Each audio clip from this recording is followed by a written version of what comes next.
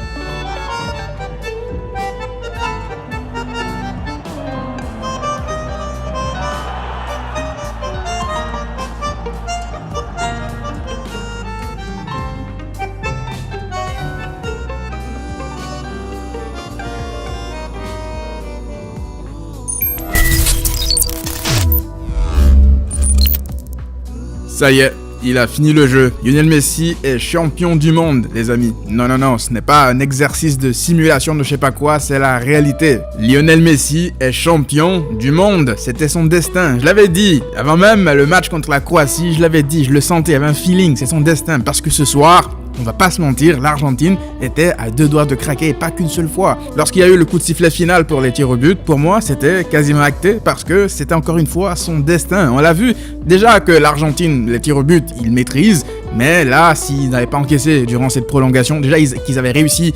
Tu réussis quand même à mener 3 fois au score, tu te fais remonter. On va parler bien sûr de certains criminels dans cette équipe d'Argentine, mais réussir comme ça à se faire égaliser 3 fois dans un match, ils sont pas passés loin de la catastrophe. Déjà, tu mènes 2-0, tu maîtrises un match de la tête et des épaules jusqu'à la 70e minute, jusqu'à ce qu'en gros, Scaloni, je l'avais dit d'ailleurs sur Twitter, dès qu'il a fait le changement, il a sorti Di Maria qui faisait un match exceptionnel. Bon, peut-être qu'il n'avait pas 90 minutes dans les jambes parce qu'il revient de blessure, donc il sort Di Maria, mais moi, c'est pas tant le problème de sortir Di Maria qui me dérange, mais plus de sortir Di Maria pour faire entrer un latéral gauche pour jouer sur l'aile gauche. C'est-à-dire que là, tu envoies le message de peur. C'est-à-dire que là, ça y est, on mène 2-0, on est prêt à subir, on va vous laisser le ballon, faites ce que vous voulez, nous, on est tranquille derrière. Eh bien, c'est pas ce qui s'est passé. Tu laisses le ballon à une équipe comme la France, ils vont te faire mal et c'est exactement ce qui s'est passé. Ce match, l'Argentine aurait dû le plier dès la première mi-temps, voire la deuxième mi-temps, parce que la France n'arrivait pas à sortir les ballons, ils n'arrivent pas à enchaîner 2 passes parce que le pressing de l'Argentine était cohérent, ils étaient agressifs sur le porteur de balle et ça joue au ballon l'Argentine. Du coup, cette mentalité un peu minimaliste a failli leur coûter une Coupe du Monde. Mais vous savez quoi? On s'en fout aujourd'hui.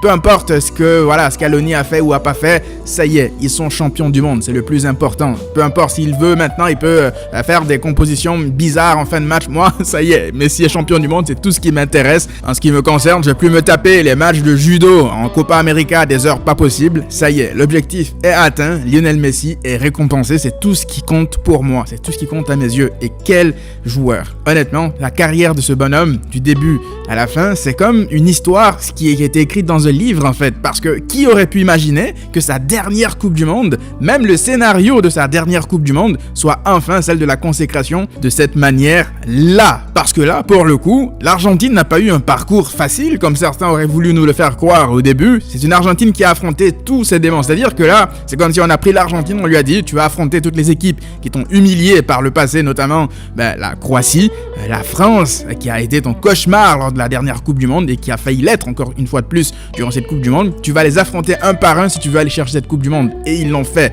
Ils l'ont fait. Il faut saluer cet esprit de résilience de la France qui n'abandonne vraiment jamais. C'est une équipe extrêmement dure à jouer, la France. C'est une équipe qui a de l'avenir pour moi, de toute façon. C'est pas besoin de le préciser, c'est clair.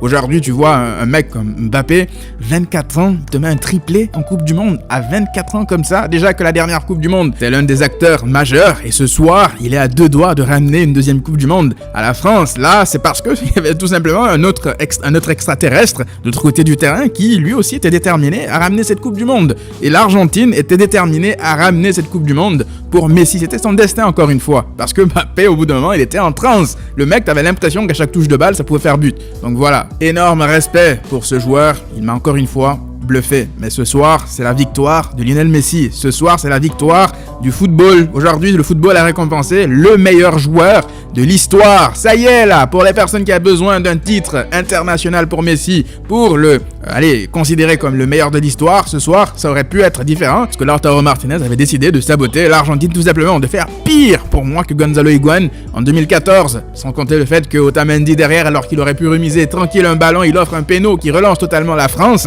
Donc à cause d'erreurs individuelles hors de son contrôle, ces personnes-là auraient pu continuer aujourd'hui à croire que Messi n'est pas le meilleur joueur de l'histoire. Juste, voilà, aujourd'hui ça a été pas que lui, Messi, et pourtant l'Argentine a réussi à aller chercher ce trophée au tir au but.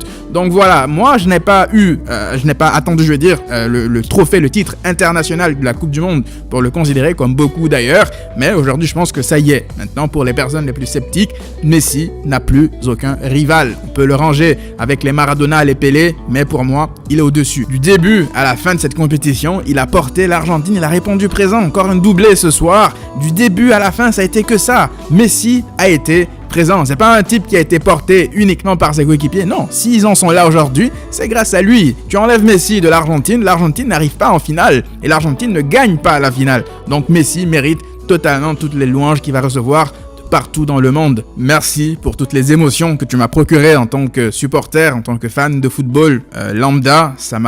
J'arrive pas à expliquer ce que je ressens actuellement, c'est que du foot. Je sais, c'est que du foot. Et pourtant, ce soir, ça dépasse totalement le cadre du simple football. Cette soirée du 18 décembre restera à jamais gravée dans mon esprit, dans mon cœur, dans le football, dans l'histoire du football, tout simplement. Donc merci.